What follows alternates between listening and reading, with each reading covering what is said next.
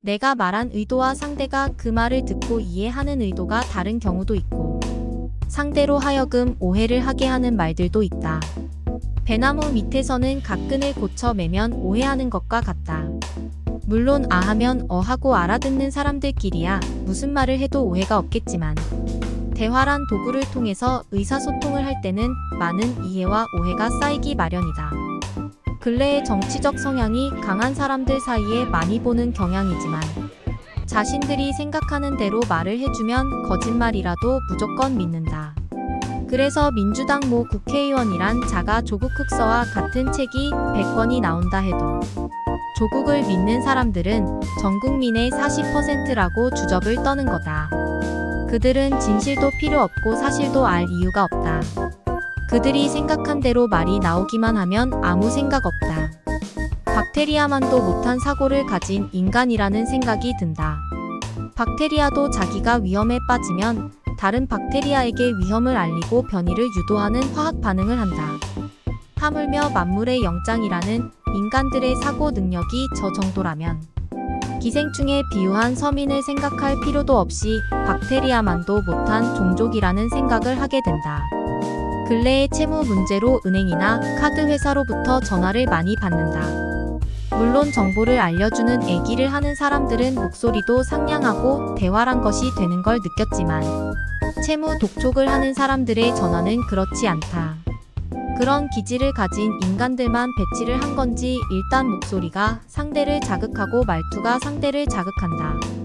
또한 항상 말꼬리에 그런데나 그러나를 붙이고 앞에 설명한 내용을 무시하고 자기가 할 말을 녹음기처럼 한다. 저런 인간들이 하는 얘기는 앞에 한 얘기라 안 들어도 안다. 그래도 또 한다. 내가 답을 하면 그 말을 잘라서 그런데라는 말로 지가 앞에 한 말을 녹음기처럼 또 반복을 한다. 월급을 받고 하는 일이라서 직업적 특성을 가진 건지 모르겠지만, 이번에 내가 겪은 걸 느낌대로 써보면 기본이 안 되어 있다. 신한은행에서 채무 관련 담당이면 자기가 신한은행 대표로 전화를 하는 것이고, 상대가 그 상담원을 상대로 말하는 것이 아니라 신한은행을 상대로 말을 하는 것이다. 상담원은 자신이 신한은행에 속한 업무를 담당하고 급여를 받는 사람이지 자기가 신한은행은 아닌 것이다. 그런데 말하는 꼬라지가 지가 신한은행이다. 회사 일을 자기 일처럼 해야 한다고 하는 건 그런 의무를 다할 때 하는 말이다. 나는 신한은행에서 상대하는 고객이다. 채무 기한이 며칠 지났다고 신한은행이 고객을 범죄자처럼 취급하라고 그런 직원을 사용하는 것이 아니다. 마치 자기가 신한은행인 양 거들먹거리고 고객이 말한 내용을 자르고 그런 데를 남발하면서 자신의 얘기만 일삼으면서 고객을 자극하고, 고객의 반응이 격해지면 한 수 더 떠서 화내지 말고 목소리 낮춰서 얘기하란다. 지 목소리는 어때서 저런 소리를 할까? 지가 말하는 말투가 상대인 고객을 자극하는 건 모르는 무식한 인간인가? 고양이 목소리로 핥히듯이 하는 발음과 말투는 상대를 자극하게 되고, 지가 언성을 올려서 강압적으로 말을 하는 건 잘하는 건 줄 알고 고객이 말하는 건 잘라서 말을 하는 게 잘하는 건 줄 안다. 그런 인간을 상대하다 보면 감정이 상하고 언성이 오르게 된다. 거기다 나이도 새파랗게 어린 것이 무슨 특권을 가진 양말하는 말투는 나이 먹은 사람들이 더 당황하고 흥분하게 만드는 조건이 된다. 그런 조건으로 자극을 하면 고객이 없는 돈이 나오냐?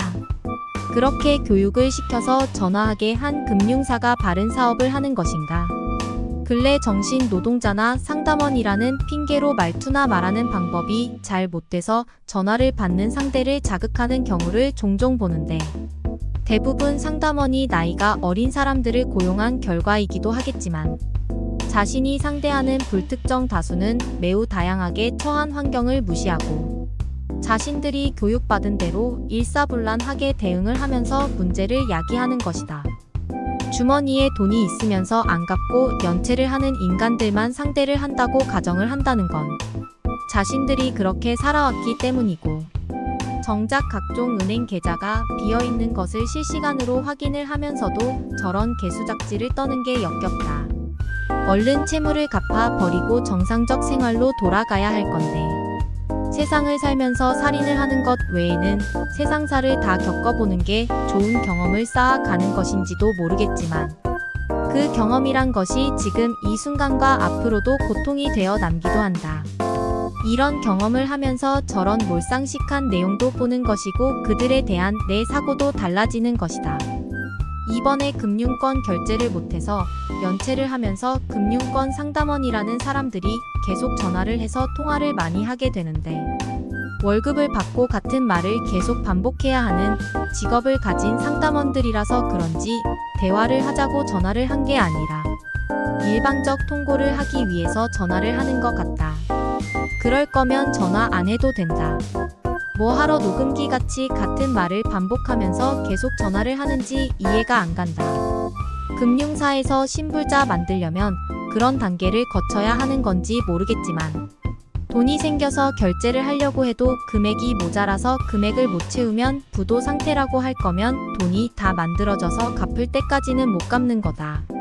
신용대출금이 2,500만 원 정도 되는데 한꺼번에 다 갚을 수도 없고 분할해서 갚으려고 해도 내가 감당할 금액이 넘어서 모자라면 안 된다니까 방법이 없다면 그냥 파산해 버릴까도 생각을 하게 된다. 신불자로 10년을 살게 된다는데 저 금액으로 10년간 그런 불편을 견뎌낼 수 있을까? 금융사가 돈을 받기 위해서 일하는 상담원이라면 대상자가 감당할 수준의 조건으로 변제를 하고 싶을 때 서로 협상을 해야 가능한 거다.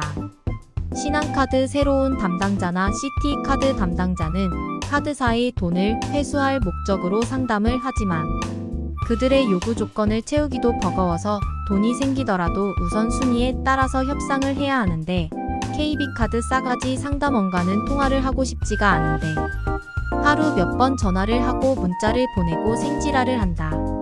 목소리도 지랄 같은 게 사람 염장을 지르는 소리만 해 대면서 개소리만 나불 때서 아예 전화를 안 받는다. 돈이 생겨도 KB카드는 제일 나중에 결제를 할 거다. 아니면 아예 그냥 부도 내버리고 파산해버릴까 생각할 정도로 스트레스를 준다. 열받으면 열받는 대로 해야지. 어차피 카드도 통장도 다 거래 중지될 건데 이래저래 결과가 마찬가지라면 파산도 생각을 해야 한다. 많은 사람들이 이분법적 방식으로 사고한다. 강하거나 약하거나 엄하거나 너그럽거나 이기거나 지는 식으로 말이다. 그러나 이런 식의 사고에는 근본적으로 결함이 내재한다. 원칙과 힘과 지위에 의존하기 때문이다. 반면에 윈은 모든 사람을 위한 풍족한 패러다임에 기초하여 누군가의 성공이 다른 사람의 성공을 가로막은 대가로 얻어지지 않는다. 이는 많은 것을 생각해 하는 스티븐 코비의 말입니다. 소통을 통한 상생 성과는 1 더하기 1은 2의 단순 계산이 아니라 몇 배에 이르는 곱셈 결과로 나타난다. 이를 간단한 공식으로 만들어 보면 다음과 같다. 소통은 솔직함 행동을 더한 값 곱하기 상생, C는 H 더하기 A를 더한 값 곱하기 W. 커뮤니케이션은 어니스티 더하기 액션 곱하기 윈. 소통은 누군가의 신호말이나 눈빛, 몸짓 등 각종 수단가 발생하면서 시작된다. 즉, 다른 사람들이 누군가의 신호를 보고 듣고 나누는 과정이다. 소통이라는 영어 단어가 나누다, 전달하다, 참여하다, 공유하다 라는 뜻의 라틴어 커뮤니카레에서 유래한 것에서도 알 수 있듯이 결국 소통이라는 것은 자신만의 것이 아니라 다른 사람과 함께 하는 것이다. 처음부터 대기업이 존재하는 것은 아니며 태어나면서부터 성공한 사람도 없다. 중요한 것은 세상을 살면서 다른 이들과 소통하면서 자신도 모르게 찾아온 기회를 잡아 계속해서 성취하는 결과를 만들어야 한다는 점이다. 이런 것이 반복돼야만 작은 회사가 크게 발전하는 것이며 처음에는 초라한 출발이 나중에 성공하는 길에 이르는 그런 사람이 되는 것이다. 궁극적인 소통은 눈빛만으로 다른 사람의 마음을 알아내는 일이겠지만 그 궁극적 소통을 위한 공통점은 바로 노딩 코드인 것이다.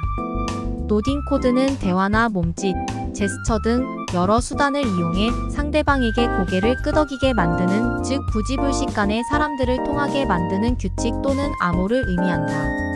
무엇보다도 원활한 소통을 위해서는 자신이 원하는 정보만 받아들이는 뇌 속의 벽, 즉 바보의 벽을 제거하는 일이 선결 과제인 것이다.